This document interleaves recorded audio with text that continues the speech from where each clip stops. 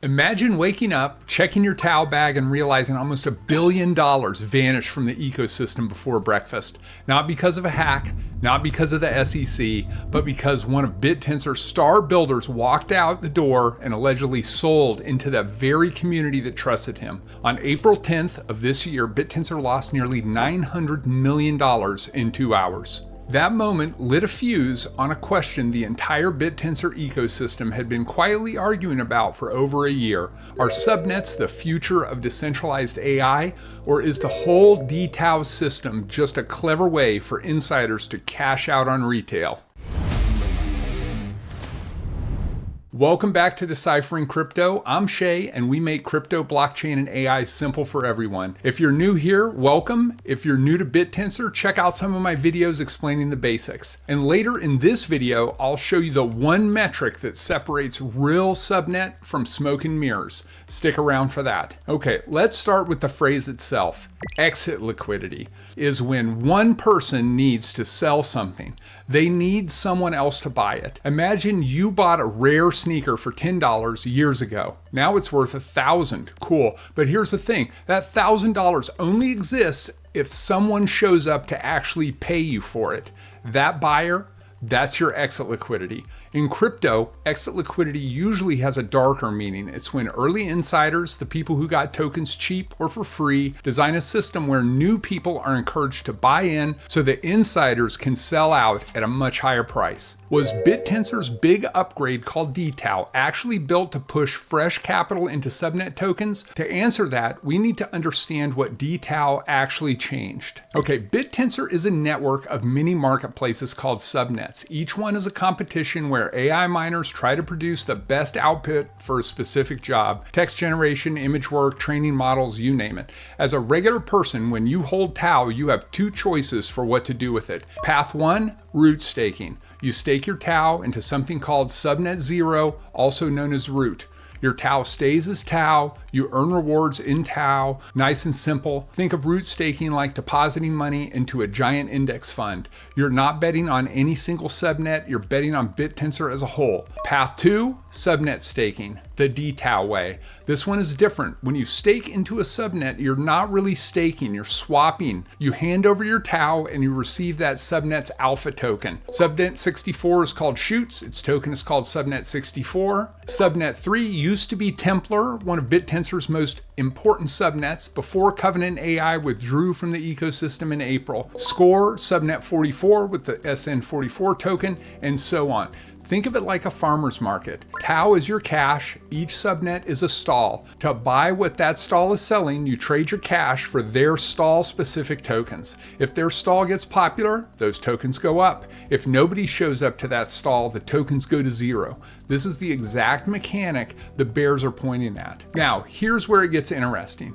Bittensor's design has something called the TAO weight parameter. Today, TAO staked on roots still counts, but in subnet validator weighting, it only counts at a reduced weight. The current TAO weight parameter is 0.18, meaning pure TAO has less influence than subnet alpha inside the subnet's economy. The design, on purpose, makes staying in pure TAO less rewarding over time and pushes you to swap into subnet alpha tokens. The bull case says that's good. It's the network telling you if you want full rewards, support specific subnets you believe in, and vote with your wallet. The bear case says that's the whole problem. The system mechanically forces TAO holders to swap into riskier alpha tokens, tokens that might be issued by anonymous teams with thin liquidity pools and no real product. You might be wondering, Shay, who's right? And to be honest, I know you guys are going to hate this, but both. And to see why, we need to talk about what happened in April. All right, on April 10th, 2026, Sam Dare, the developer behind Covenant AI, one of the most respected teams on Bittensor, announced he was leaving the ecosystem. Covenant had just trained a 72 billion parameter open source AI model on the network. This was supposed to be Bittensor's flagship achievement. But here's the part that broke trust. According to reporting from CryptoSlate,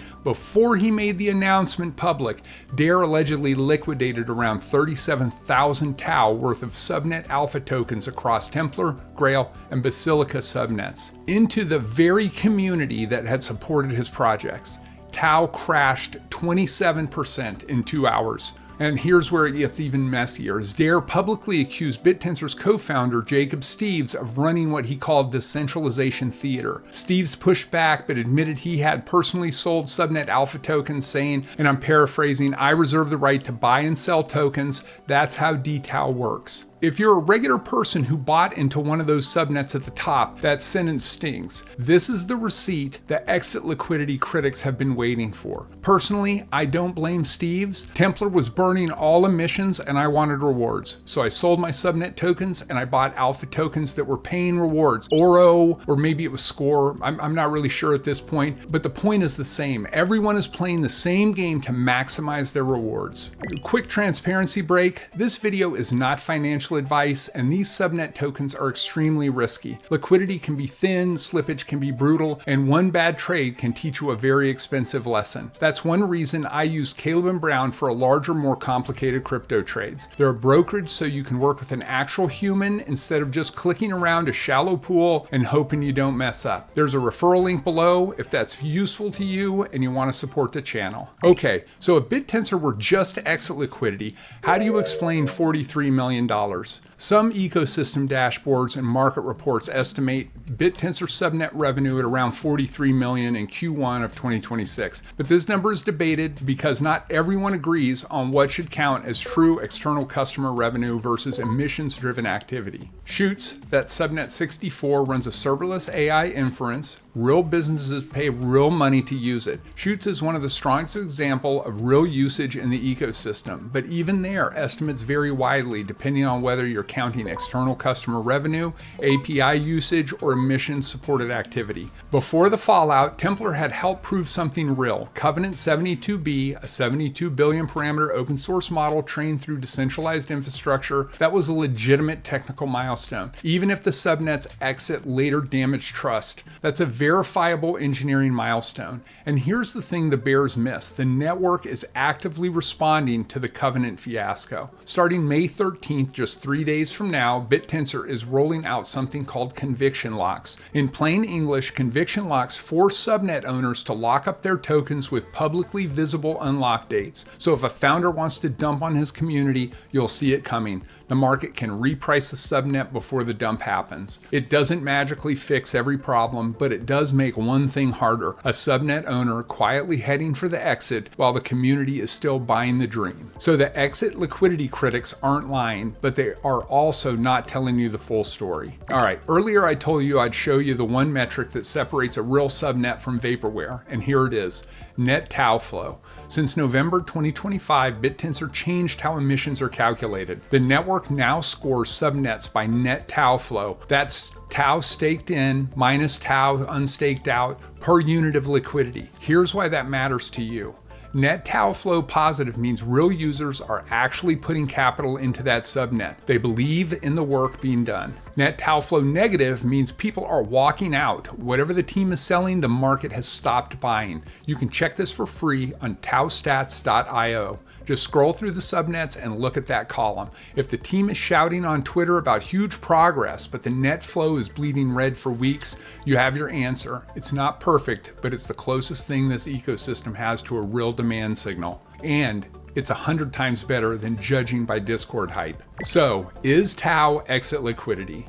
And here's my honest take. For a lot of weak subnets, the ones with no revenue, anonymous teams, dead GitHub activity, and nothing but Twitter hype, yes, those alpha tokens can absolutely become exit liquidity. And that's not just my opinion. A March 2026 study from Philip Mayman found that larger top tercile Bittensor subnets actually lost around 50% annualized, while smaller subnets swung wildly in the other direction. In plain English, subnet investing is not easy passive income. It's closer to venture capital mixed with casino night. The safer looking, bigger, more established subnets during this period were not necessarily the better investments. In that sample, they actually performed worse. Most retail investors are probably not going to pick the winners. But for Bittensor as a whole, I don't think exit liquidity tells the full story. Bittensor is still producing real AI infrastructure.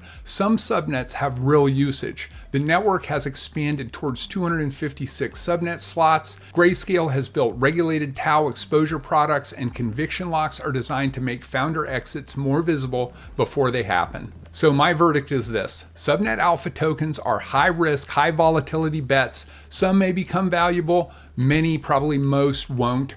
But TAO itself is the base asset of a much larger decentralized AI economy, and that economy is still very real. If you want exposure to Bittensor without picking individual subnets, root staking is your friend. You earn TAO, you stay diversified, and you skip the alpha token roulette. If you want to bet on a specific subnet, do the work. Check the TAO flow, check GitHub activity, check whether there's a real product anyone is paying for. If two of those three are missing, then just walk away. That's the honest answer. dTAO is both a real market discovery system and a place where insiders have, at times, used the design to extract value. Both can be true at once. Drop a comment with which subnet you want me to break down next. This has not been financial advice. None of this is. Always do your own research before touching any of these tokens. You can do it. You're smarter than you think. And I'll see you next week.